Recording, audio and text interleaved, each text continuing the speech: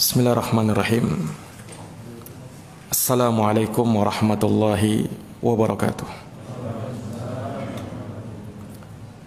Alhamdulillahi rabbil alamin. Wabihi nasta'inu ala umurid dunya waddin. Asyhadu an la ilaha illallah wahdahu la syarika lah. Wa asyhadu anna Muhammadan abduhu wa rasuluh. Sallallahu alaihi wa ala alihi wa sahbihi wa man tabi'ahum bi ihsanin ila yaumiddin wa sallama tasliman katsira, amma ba'd. Ma'asyiral muslimin, bapak-bapak sekalian, jamaah Masjid Al-Husna yang dirahmati dan dimuliakan oleh Allah. Alhamdulillahi bi ni'matihi tatimmu salihat. Segala puji hanya bagi Allah yang dengan nikmat-nikmatnya tertunai segala amal-amal kebajikan. Salawat dan salam tak lupa kita haturkan kepada junjungan kita, Nabi Agung, Nabi besar Muhammad sallallahu alaihi wasallam, kepada keluarga dan para sahabat serta orang-orang yang senantiasa meniti jalannya sampai hari kiamat. Bapak-bapak, saudara-saudara sekalian yang dirahmati oleh Allah, pada malam hari yang berbahagia ini, dengan taufik dari Allah Subhanahu wa taala, kembali kita dapat melanjutkan kajian rutin di mana kita masih dalam pembahasan tafsir suratul Duha. Terakhir kita sampai pada ayat yang ke-6, di mana pada ayat yang ke-6 ini Allah Subhanahu wa taala mengingatkan kepada Nabi sallallahu alaihi wasallam akan nikmat yang Allah berikan kepada beliau. Maka Allah Subhanahu wa taala singgung dalam ayat ini, alam yajidka yatiman fa'awa.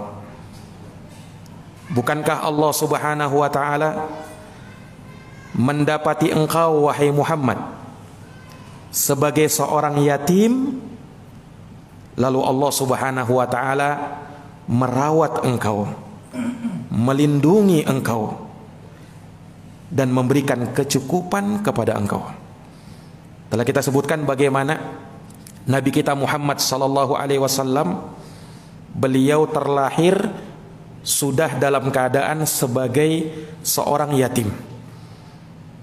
Telah kita sebutkan bahwa Nabi sallallahu alaihi wasallam baru berusia 3 bulan. 3 bulan dalam kandungan, bukan 3 bulan setelah dilahirkan. 3 bulan dalam kandungan, bapak beliau sallallahu alaihi wasallam meninggal dunia, sehingga Nabi terlahir sebagai anak yatim.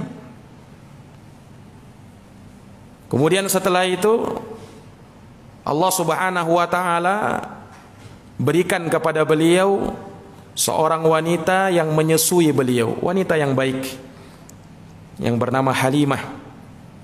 2 tahun sampai jalan 4 tahun umur Nabi sallallahu alaihi wasallam baru diserahkan kepada ibunya.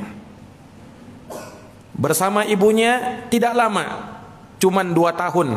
Nabi sallallahu alaihi wasallam di umur beliau ke-6, ibu beliau sudah meninggal juga. Lalu diserahkan kepada kakeknya Abdul Muttalib.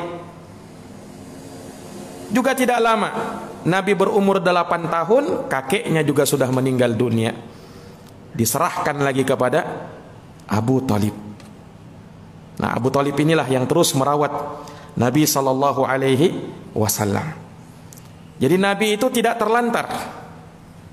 Nabi diingatkan di dalam ayat ini, alam yajidka yatiman fa'awa. Bukankah Allah telah mendapati engkau sebagai anak yatim, lalu Allah Subhanahu wa taala memberikan yang terbaik, perawatan dan pelindungan kepada engkau. Engkau tidak terlantar, tercukupi segala kebutuhanmu, dan engkau tidak merasakan kekurangan di saat kecilmu. Ini Nabi kita Muhammad sallallahu alaihi wasallam. Kemudian di ayat yang ke-7 Kembali Allah ingatkan nikmat yang lain. Kalau tadi nikmat yang berkaitan dengan perkara dunia, beliau sebagai anak yatim lalu dirawat oleh Allah Subhanahu wa taala. Perhatikan ayat yang ketujuh. Wa wajadaka dhalan fahada. Kemudian Allah juga mendapati engkau wahai Muhammad sebagai orang yang tersesat, yang tidak tahu agama ini. Fahada, lalu Allah berikan hidayah dan petunjuk. Nah, inilah nikmat ukhrawi, nikmat agama yang diberikan kepada beliau sallallahu alaihi wasallam. Dan ini tentu lebih mulia, ya kan? Ini tentu lebih mulia, karena nikmat agama itu jauh lebih besar daripada nikmat dunia. Dan ini menunjukkan bagaimana perhatian Allah Subhanahu wa taala kepada nabi kita. Bukan hanya perkara zahir yang Allah perhatikan untuk beliau, tapi perkara batinnya juga Allah Subhanahu wa taala perhatikan. Karena orang yang mendapatkan dua nikmat tersebut, zahir dan batin, dunia dan agama, maka dia telah mengumpulkan kebahagiaan dunia akhirat. Makanya Nabi SAW itu menyebutkan dalam hadis riwayat Imam Ahmad, manusia itu di dalam pemberian nikmat dunia dan agama tidak lepas dari 4 golongan. Kata Rasulullah SAW, mathalu hadhil ummah mathalu arba'ati nafar. Perumpamaan umat ini seperti 4 golongan, kata Nabi. Golongan yang pertama, rajulun atahullahu malan wa ilma. Yang pertama, seorang yang Allah berikan padanya ilmu dan harta.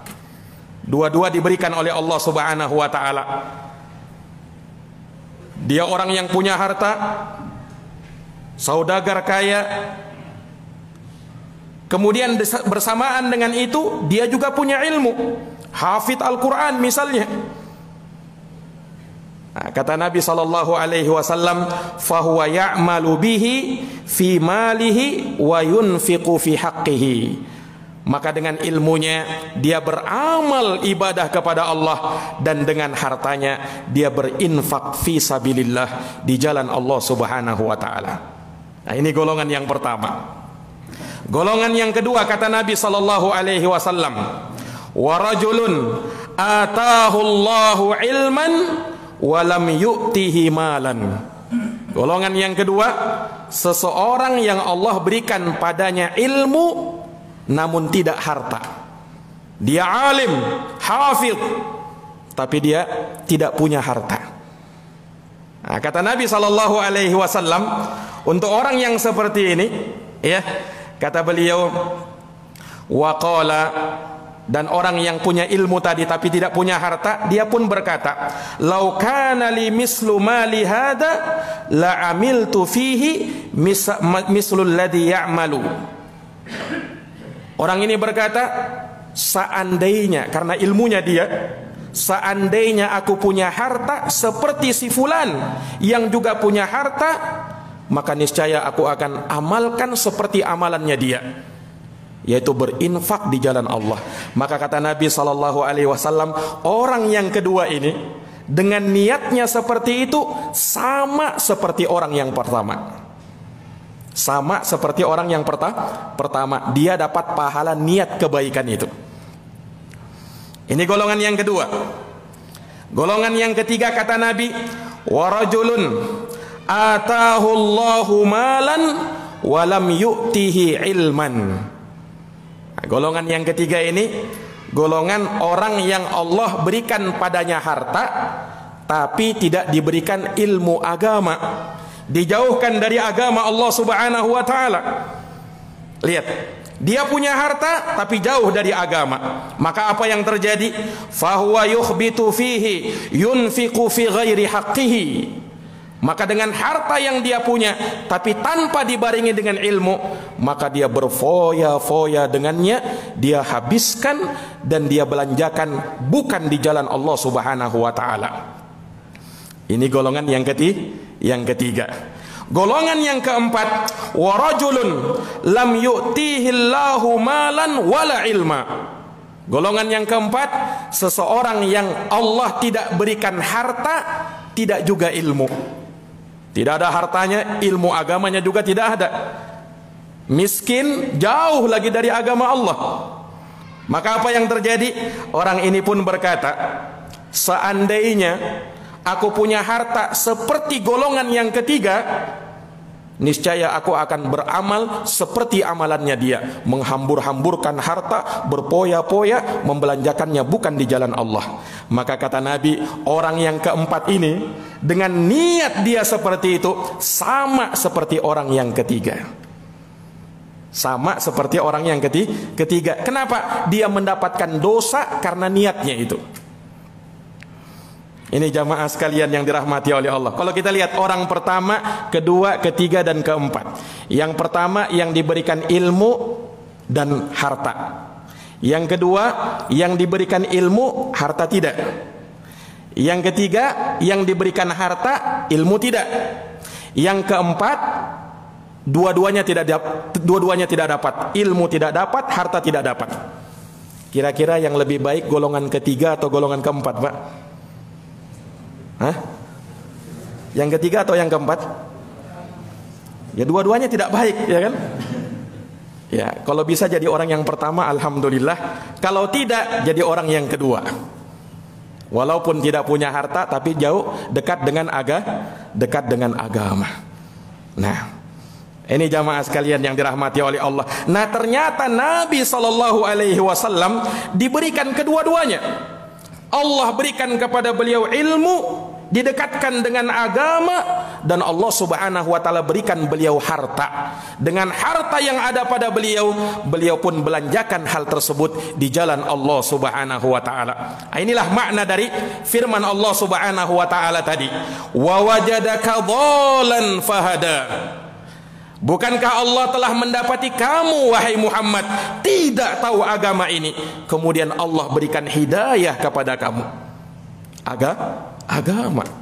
Ditanamkan ilmu kepada Rasulullah Muhammad sallallahu alaihi wasallam. Pak, hidayah itu digambarkan seperti cahaya. Sementara kesesatan digambarkan seperti kegelapan. Nah, inilah korelasinya dengan ayat pertama dan kedua di surat ini. Allah bersumpah dengan duha dan malam. Wadduha wal laili idza saja. Demi waktu duha siang dan demi malam di waktu hening. Hidayah digambarkan sebagai cahaya dan kesesatan digambarkan sebagai kegelapan. Seseorang yang diberikan oleh Allah Subhanahu wa taala hidayah untuk menerima Islam dan beramal di dalam Islam ini, berarti Allah Subhanahu wa taala berikan kepadanya cahaya, hidayah. Maka itulah yang dimaksud dengan firman Allah, afaman syarahallahu sadrahu lil Islam fahuwa ala nurin min rabbih. Bukankah kata Allah, orang yang telah Allah lapangkan dadanya untuk menerima Islam, maka ketika itu dia berada di atas cahaya dari Rabb-Nya. Jadi Allah gambarkan Islam itu sebagai cahaya. Sebab apa, Pak? Dia hidayah dari Allah Subhanahu wa taala. Lawan daripada itu kejahilan. Nah, itulah kegelapan. Jamaah yang dirahmati dan dimuliakan oleh Allah, ayat ini juga semakna dengan firman Allah di surat An-Nisa ayat 113, di mana Allah Subhanahu wa taala berfirman, wa 'allamaka ma lam takun ta'lam wa kana fadlullahi 'alaika 'azima. Dan kami, kata Allah, Allah telah memberikan pengajaran kepadamu sesuatu yang sebelumnya kamu tidak tahu, wahai Muhammad, dan sesungguhnya karunia Allah Subhanahu wa taala amat sangat besar kepadamu. Kata dolan di sini, Pak, dol secara bahasa artinya sesat. Nah, tapi ditafsirkan maksudnya Nabi SAW sebelumnya tidak tahu agama ini. Ini penafsiran sebagian ulama. Walaupun ada juga yang menafsirkan yang lain. Sebagian ulama seperti disebutkan oleh Imam Al-Qurtubi rahimahullahu ta'ala, beliau menafsirkan ayat ini, sungguh kami mendapati engkau sebagai orang yang tersesat, kemudian kami berikan petunjuk. Maksudnya kata Imam Al-Qurtubi, dulu Nabi SAW pernah tersesat di jalan. Dalam keadaan beliau masih anak-anak. Nabi SAW itu Pak umur 8 tahun sudah mengembalakan kambing. Umur 8 tahun, subhanallah, masih anak-anak. Nah, jadi Nabi SAW itu katanya pernah tersesat di jalan. Kemudian Allah Subhanahu wa ta'ala berikan petunjuk kepada beliau untuk selamat bisa pulang. Ini satu riwayat. Ada juga yang mengatakan bahwa Nabi SAW bersama pamannya Abu Thalib pernah ketika itu berada di negeri Syam dan tersesat mereka berdua. Mereka tidak tahu jalan. Kemudian Allah Subhanahu wa ta'ala berikan petunjuk selamat sampai pulangnya. Ada juga yang menafsirkan seperti ini. Nah, ada tafsir yang lebih umum. Itu yang tadi kita sebutkan. Dan ini diperkuat dengan ayat di surat Asy-Syura ayat 52. Di mana Allah Subhanahu wa ta'ala menyatakan, "Wa kadzalika auhayna ilaika ruhan min amrina." Demikianlah kata Allah, kami telah wahyukan kepadamu wahai Muhammad ruhan min amrina, ruh dari perintah kami. Ruh yang dimaksud di sini adalah Quran, Pak. Jadi Quran itu dibahasakan dengan ruh. Ruh itu kan yang menghidupkan, yang menggerakkan. Nah, disamakan dengan Quran. Quran itu bisa menghidupkan kita, bisa memberikan kehidupan ke dalam sanubari kita. Makanya dibahasakan dengan ruh. Demikianlah kami wahyukan kepadamu wahai Muhammad ruh, yaitu Quran dari perintah kami. Ma kunta tadri mal kitabu walal iman. Ini syahidnya. Sebelumnya engkau wahai Muhammad tidak tahu apa itu Quran, apa itu iman. Ya kan? Sebelum Allah mengangkat beliau menjadi nabi dan rasul, walakin akan tetapi ja'alahu nuran nahdi bihi man nasya'u min ibadina. Akan tetapi kata Allah, kami menjadikannya sebagai cahaya yang dengannya kami berikan petunjuk siapa yang kami kehendaki dari kalangan hamba-hamba kami. Wa innaka latahdi ila siratin mustaqim. Dan sesungguhnya engkau wahai Muhammad benar-benar memberi petunjuk manusia kepada jalan yang lurus. Jadi Nabi itu mendapatkan hidayah Allah Subhanahu wa ta'ala dan betul-betul dibimbing, dipersiapkan untuk nanti Allah Subhanahu wa ta'ala menjadikan beliau sebagai nabi dan rasul. Jadi semenjak anak-anaknya, semenjak kecilnya beliau sudah mendapatkan perhatian Allah Subhanahu wa ta'ala.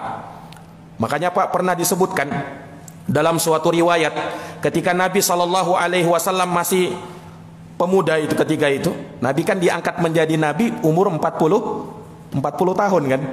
Iya, menjadi nabi dan rasul Allah Subhanahu wa ta'ala. Nah, disebutkan beliau sallallahu alaihi wasallam pernah suatu ketika tatkala Nabi sallallahu alaihi wasallam berada di malam hari, kemudian beliau mendengar ada keramaian-keramaian di suatu rumah.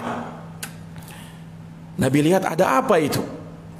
Ternyata keramaian di situ ada orang main musik, kemudian kalau bahasa kita sekarang diskotik lah, zaman dulu. Ada bidu wanitanya yang menyanyi juga di situ. Nah, Nabi ingin tahu ada apa di dalam situ. Nabi masuk, Pak. Ketika Nabi masuk, baru Nabi terduduk, langsung beliau tertidur. Disebutkan oleh Nabi SAW, beliau tidak bangun dari situ kecuali terbit matahari. Sehingga beliau tidak tahu apa yang terjadi tadi malam. Subhanallah. Pernah enggak dengar ada orang konser kemudian orang ngantuk? Ini Nabi SAW. Betul-betul dijaga oleh Allah Subhanahu wa ta'ala. Nah, beliau tidak pernah tersentuh dengan hal yang demikian. Makanya Nabi SAW, betul beliau sebelum Nabi dan Rasul hidup di tengah-tengah orang-orang jahiliyah musyrikin, tapi beliau tidak pernah menyentuh dan menyembah berhala atau makan dari persajian-persajian berhala. Tidak pernah. Nabi kalau melihat ada makanan, beliau belum diangkat menjadi Nabi ini, persembahan untuk berhala, Nabi SAW tidak mau makan itu. Iya.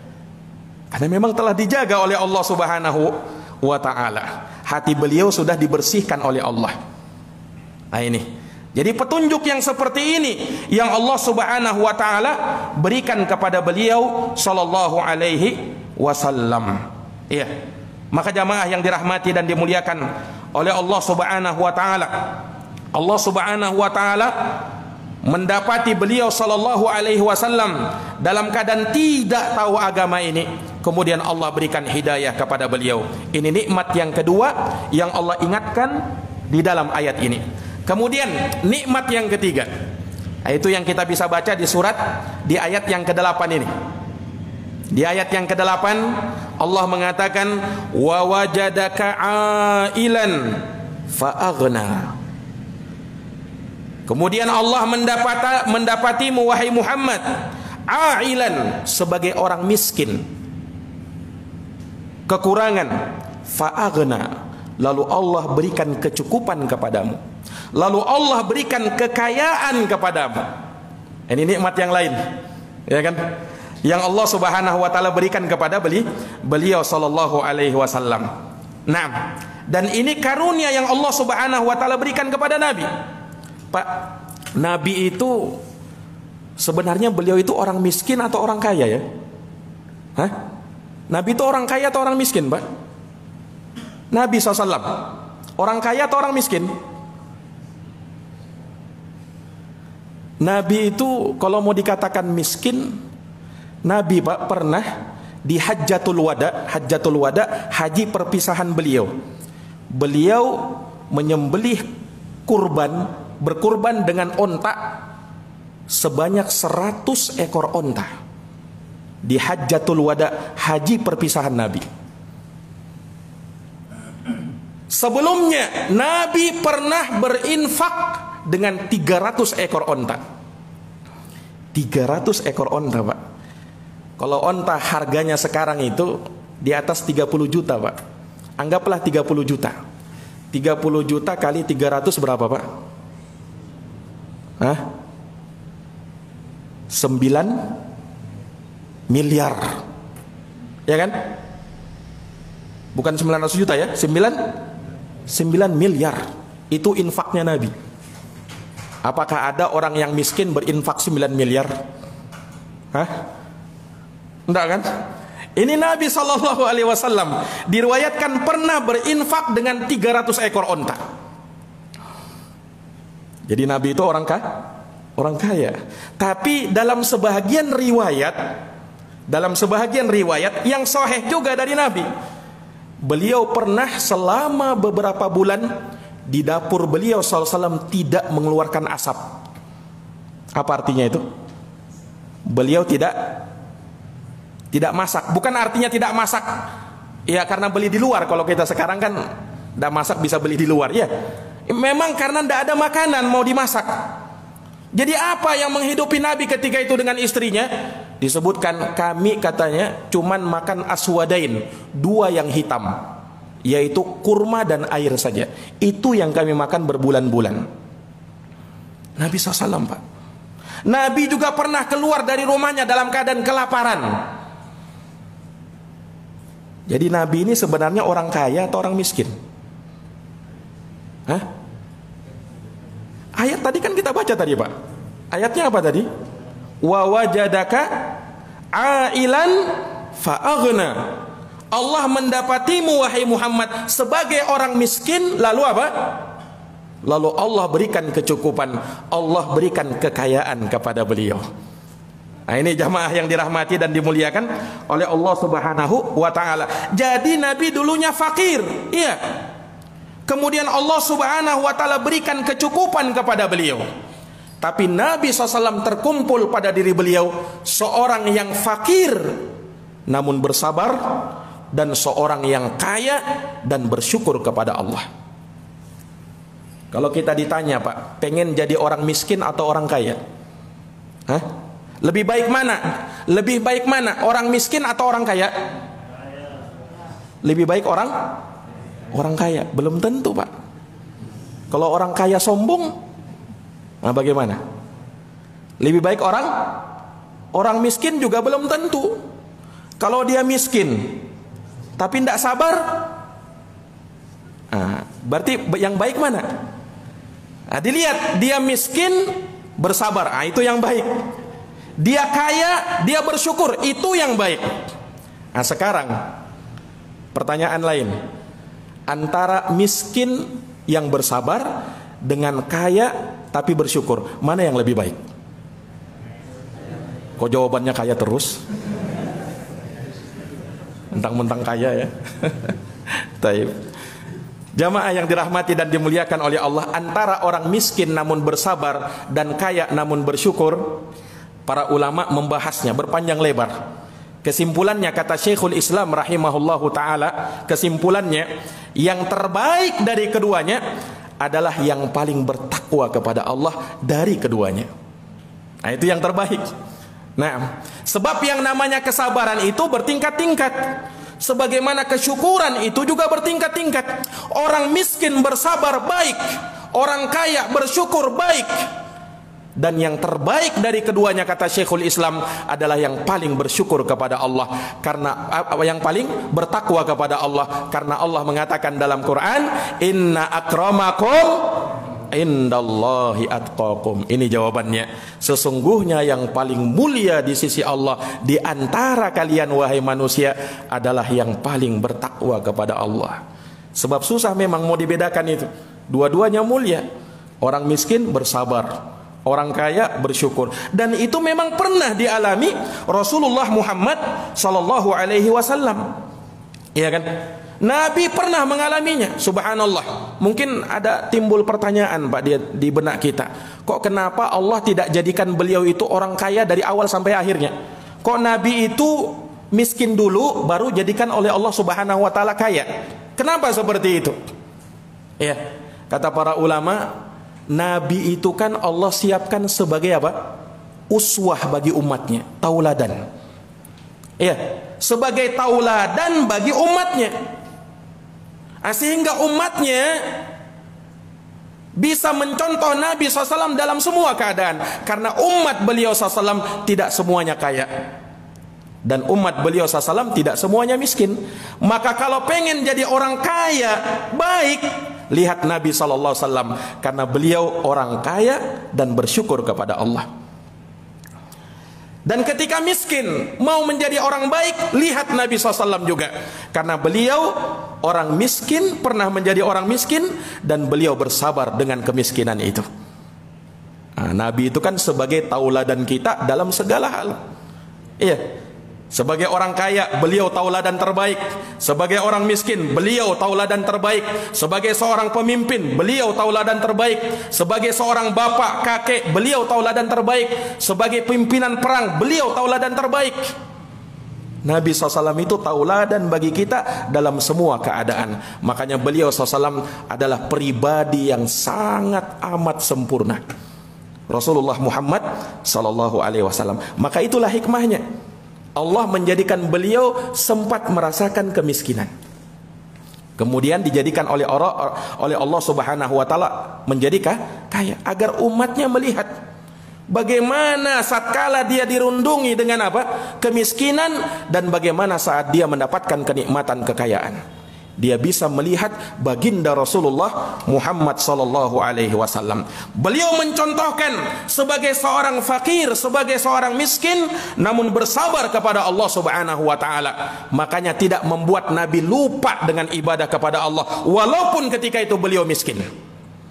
Makanya pernah, Pak, disebutkan dalam riwayat, diceritakan oleh istri tercinta Rasulullah SAW, Sayyidah Aisyah radhiyallahu taala anha. Ketika pagi-pagi Nabi datang ke rumah Aisyah. Nabi tanya, "Ya Aisyah, hal indaki syai?" Wahai Aisyah, apakah kamu punya makanan? Kata Rasulullah SAW. Jawab Aisyah, Ya Rasulullah, ma indana syai'. Ya Rasulullah, kami belum punya makanan ya Rasul. Maka Rasulullah mengatakan, fa inni idan shaim.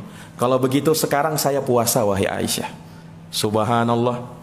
Lihat Pak, Nabi kita Muhammad SAW, ya, dengan kemiskinan yang beliau rasakan, beliau tidak lupa beribadah kepada Allah Subhanahu wa taala.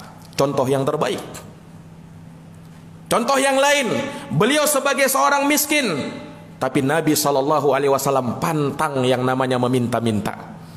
Pernah disebutkan Rasulullah SAW ketika datang tamu-tamu beliau, ya, dan memang kebiasaan orang Arab, apalagi Nabi, sangat memuliakan tamu itu ketika datang. Maka Nabi utus utusan ke rumah sebagian istri beliau, melihat ada ndak makanan untuk dihidangkan kepada tamu-tamu ini. Maka utusan itu pun datang ke rumah istri-istri Nabi, ternyata tidak ada makanan Pak, ndak ada makanan. Subhanallah, apa yang terjadi? Apakah Nabi langsung katakan minta sama sebagian sahabat? Ndak. Walaupun beliau mampu melakukannya dan beliau Nabi, tentu para sahabat kalau namanya membantu Nabi SAW tentu tidak tanggung-tanggung lagi. Tapi tidak Pak, Nabi SAW tidak minta kepada manusia, karena minta kepada manusia adalah kehinaan, sementara minta kepada Allah itulah kehormatan. Beliau langsung menadahkan tangannya ke atas langit. Beliau mengatakan, Allahumma inni as'aluka min fadlika wa rahmatik, fa innahu la yamlikuha illa anta. Ya Allah, aku minta kepadamu sebahagian karunia dan rahmatmu, karena sesungguhnya tidak ada yang memiliki hal tersebut kecuali engkau ya Allah. Tidak lama setelah Nabi berdoa seperti ini, tiba-tiba langsung ada sahabat yang membawa kambing bakar. Nah, doanya Nabi Pak ya, langsung terkabulkan oleh Allah Subhanahu wa taala. Datang sebagian sahabat yang tahu keadaan itu, datang bawa kambing bakar, dihidangkanlah kepada tamunya Rasulullah sallallahu alaihi wasallam. Ini tauladan yang terbaik. Nabi sebagai orang kaya, beliau SAW juga tauladan yang terbaik. Sallallahu alaihi wasallam, beliau jadi orang kaya, beliau punya harta, namun beliau sallallahu alaihi wasallam tidak menjadi sombong dengan hartanya. Beliau tidak lupa untuk berbagi dengan orang lain. Beliau selalu mengingat orang-orang miskin dan beliau perhatian dengan mereka. Ini Nabi kita Muhammad SAW. Ya, beliau sebagai orang yang kaya, namun Nabi SAW tidak lupa beribadah kepada Allah. Tidak seperti keadaan sebagian orang. Tatkala diberikan, tatkala dulu tidak punya harta, rajin ke masjid. Tapi ketika sudah diberikan harta, banyak kesibukan, mulai kendor semangatnya ke masjid. Nabi SAW tidak seperti itu. Ya, subhanallah. Lihat Pak, Nabi kita Muhammad SAW tauladan di dalam perkara ini. Wa wajadaka ailan fa'aghna. Kami mendapati engkau wahai Muhammad sebagai orang miskin, kemudian kami berikan kecukupan dan kekayaan kepadamu. Kemudian setelah Allah ingatkan nikmat ini, Allah Subhanahu wa taala ingatkan kepada Nabi untuk bersyukur. Ini kan nikmat kan? Dan nikmat itu wajib untuk disyukuri. Dan kesyukuran terhadap nikmat, kata para ulama, harus dengan 3 perkara. Dengan hati, lisan, dan anggota badan. Hati yang pertama harus menetapkan seluruh nikmat yang ada pada dirinya maupun yang ada pada orang lain datangnya dari Allah, bukan dari siapa-siapa. Wa amma bini, apa disebutkan di dalam ayat, tidak ada satupun nikmat yang ada pada kita. Wa ma bikum min ni'matin faminallah. Tak satupun nikmat yang ada pada manusia kecuali datangnya dari Allah. Bukan semata dari hasil warisan, bukan semata dari hasil kerja keras, itu sebab, tapi pemberi nikmat yang sebenarnya adalah Allah. Wa ma bikum min ni'matin faminallah. Yang kedua, lisan. Lisan harus pandai-pandai memuji Allah. Wa qulil hamdulillah. Katakan wahai Muhammad, segala puji hanya bagi Allah. Ini yang kedua. Dan ini mungkin yang paling banyak manusia pahami. Kalau dapat nikmat, alhamdulillah. Tapi ingat, bersyukur terhadap nikmat bukan hanya sebatas alhamdulillah. tapi harus dia jalankan yang ketiga lagi, yaitu mensyukuri nikmat dengan amalan anggota badan. Bahkan inilah inti dari kesyukuran. Inilah inti dari kesyukuran. Makanya di dalam Quran, ya, Allah mengatakan dan memerintahkan, i'malu ala Daud syukra. Wahai keluarga Daud, syukurilah nikmat Allah Subhanahu wa taala dalam bentuk amalan. Dan ternyata banyak orang yang gugur di sini, Pak. Banyak orang yang gugur. Kenapa? Allah katakan di ayat setelahnya, wa qalilun min ibadiyas syakur, dan sedikit hamba-hambaku yang bersyukur. Karena apa? Mungkin dengan lisan pandai kita mengucap alhamdulillah ketika dapat nikmat. Mungkin dengan keyakinan bisa kita meyakini dan menetapkan dalam hati semua nikmat itu datangnya dari Allah. Tapi dengan amalan, inilah puncak kesyukuran. Nabi SAW ketika ditanya Aisyah radhiyallahu anha, kenapa Nabi sudah dapat jaminan tapi solatnya luar biasa sampai bengkak-bengkak kakinya Nabi? Apa jawab Nabi SAW? Ya Aisyah, afala akunu abdan syakura. Wahai Aisyah, tidakkah saya ini menjadi hamba yang bersyukur kepada Allah? Jadi saya ibadah kepada Allah ini sebagai lambang kesyukuran saya kepada Allah Subhanahu wa ta'ala. Karena kesyukuran yang paling tinggi tatkala kita bisa wujudkan dalam bentuk amalan. Perhatikan Pak, di ayat yang ke-9, ke-10 dan ke-11. Inilah praktek kesyukuran itu. Perhatikan.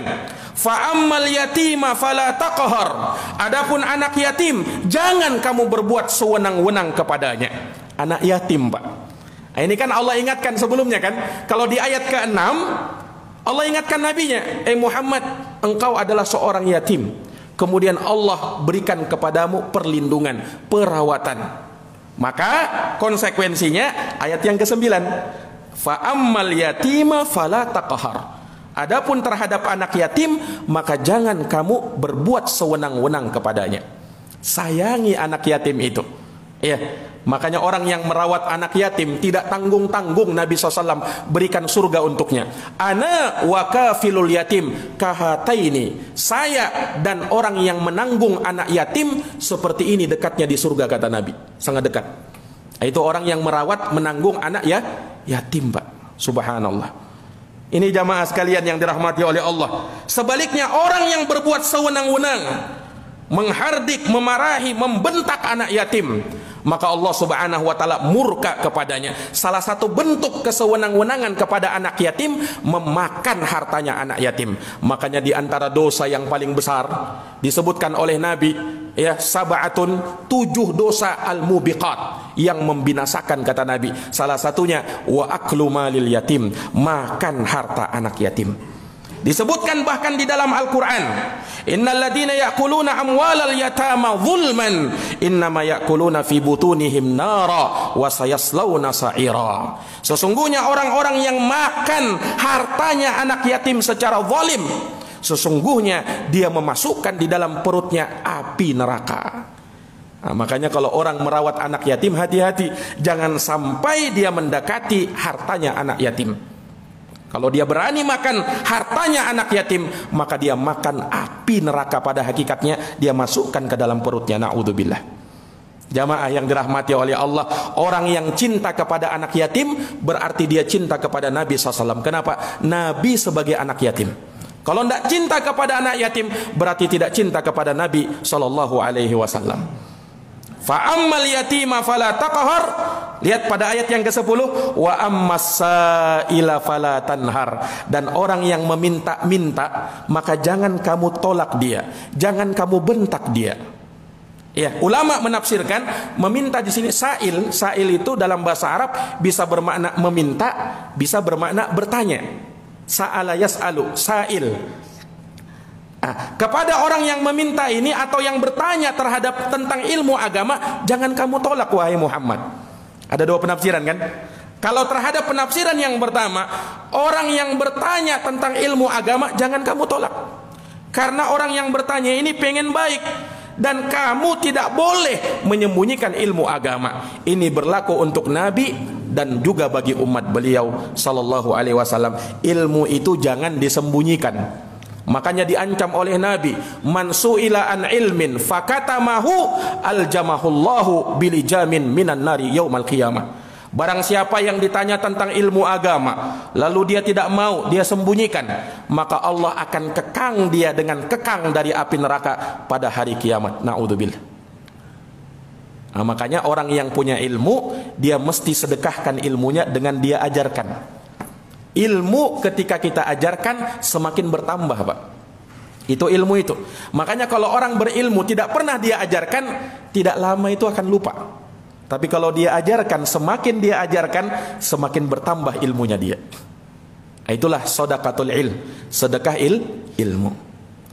Demikian pula orang yang meminta-minta harta, jangan kamu tolak dia. Iya. Ketika dia minta kepadamu, maka jangan kamu tolak hal tersebut. Kalau kamu tidak bisa beri, minimal kamu tidak menghardik dia, tidak memarahi dia, tidak mencela dia, tidak boleh. Jamaah yang dirahmati oleh Allah, di dalam agama kita pada dasarnya meminta-minta itu tercela. Pada dasarnya, karena disebutkan di dalam hadis Rasulullah mengatakan la yazalur rajulu yas'alun nasa hatta ya'ti yaumal qiyamah laqiyallaha wa laysa fi wajhihi muz'atul lahmin. Senantiasa orang itu selalu minta-minta kepada manusia sampai nanti datang dia menghadap kepada Allah dalam keadaan di wajahnya tidak ada sekerat daging pun, kata Nabi. Hadis riwayat Bukhari Muslim. Jadi kata ulama, meminta-minta itu asalnya tercela kecuali bagi 3 orang. Disebutkan di dalam hadis yang diriwayatkan oleh Imam Muslim, Rasulullah mengatakan, innal mas'alah, sesungguhnya meminta-minta, la tahil, tidak halal, illa li ahadin thalathah, kecuali bagi 3 orang, kata Nabi. Iya. Siapa saja? Yang pertama, kata Nabi SAW, seseorang yang menanggung hutangnya orang lain. Boleh dia minta sampai utang itu terlunasi. Ketika dia menanggung utangnya orang lain, ketika sudah terlunasi, maka dia berhenti meminta-minta. Yang kedua, kata Nabi sallallahu alaihi wasallam, seseorang yang ditimpa musibah yang mungkin sebelumnya dia cukup kaya, tapi tatkala musibah datang, kebakaran, banjir, menghabiskan semua hartanya, maka kata Nabi, boleh dia meminta-minta sampai dia punya sandaran dalam kehidupan. Dan yang ketiga, orang yang betul-betul miskin, bahkan dipersaksikan oleh 3 orang bahwa dia miskin. Nah, maka orang yang seperti ini, kata Nabi, boleh bagi dia untuk meminta-minta. Selain ini, kata Nabi, wa ma siwahunna fal mas'alatu suhtun. Adapun selain 3 orang tadi, meminta-minta hukumnya haram. Ini dalam hadis riwayat Imam Muslim. Jamaah yang dirahmati dan dimuliakan oleh Allah. Kemudian ayat yang terakhir, kata Nabi sallallahu alaihi wasallam, wa amma bi ni'mati rabbika fahaddits. Adapun terhadap nikmat dari Rabb kamu, maka fahaddits, ceritakanlah dia, sebutlah dia. Nah, ini yang ketiga ini. Ini pun sebagai bentuk praktek kesyukuran kepada Allah terhadap nikmat dari Allah, maka syukur dia. Nikmat apa yang dimaksud dalam ayat ini? Sebagian ulama menafsirkan nikmat nubuwah, Allah jadikan beliau sebagai nabi, nikmat yang besar. Sebagian ulama juga mengatakan nikmat Quran yang Allah turunkan kepada beliau, ini juga nikmat besar. Dan sebagian ulama seperti kata Imam Ibnul Qayyim rahimahullahu ta'ala, nikmat yang dimaksud di dalam ayat ini bersifat lebih umum. Segala nikmat yang Allah berikan kepada beliau, maka nikmat tersebut hadits, sebutkanlah dia. Kita sebutkan bukan untuk berbangga, bukan untuk ria, bukan untuk sombong. Maka salah juga kalau misalnya ada orang yang dapat nikmat, kemudian nikmat itu dia sembunyikan. Itu salah. Harusnya apa? Dia ceritakan sama orang. Tapi keliru kalau dia ceritakan kepada orang dengan maksud berbangga. Dengan maksud berbangga, dia ceritakan sebagai bentuk wujud kesyukuran. Ya kan? Ketika dia dapat nikmat dari Allah Subhanahu wa taala, dia ceritakan, alhamdulillah aku dapat nikmat dari Allah. Iya. Ini karunia yang Allah berikan kepada saya. Dia ceritakan. Ini sebagai bentuk pengamalan ayat ini. Makanya di dalam sebuah hadis Rasulullah sallallahu alaihi wasallam menyebutkan bahwa dari kesyukuran kepada Allah at-tahaddus bin ni'mah. menceritakan nikmat Allah Subhanahu wa taala, wa tarkuha kufrun, sementara tidak menyebut-nyebutnya adalah kekufuran kepada Allah Subhanahu wa taala. Ini para jamaah sekalian yang dirahmati oleh Allah, dan sebagai bentuk kesyukuran kepada Allah, selain kita menceritakan nikmat itu, kita tidak lupa menyanjung dan memuji Allah Subhanahu wa taala. Banyak-banyak memuji dan menyanjung Allah akan nikmat yang Allah berikan kepada kita. Tidak seperti yang dikatakan oleh Qarun yang mengatakan innama utituhu ala ilmin indi, aku diberikan nikmat ini semata karena ilmu yang diberikan kepada saya. Akhirnya Allah Subhanahu wa taala benamkan Qarun beserta hartanya ke dalam bumi. Naudzubillahi min dzalik. Jamaah yang dirahmati oleh Allah, demikian tafsir dari surat Ad-Duha. Walhamdulillah kita telah selesaikan, dan insyaallah taala di pertemuan yang akan datang kita akan masuk pada tafsir suratul Lail insyaallah taala biidznillah. Demikian, semoga bermanfaat. Lebih dan kurangnya mohon dimaafkan. Hadanallahu wa iyyakum ajma'in. Subhanakallahumma wa bihamdika asyhadu an la ilaha illa anta astaghfiruka wa atubu ilaik. Walhamdulillahi rabbil alamin. Wassalamu alaikum warahmatullahi wabarakatuh.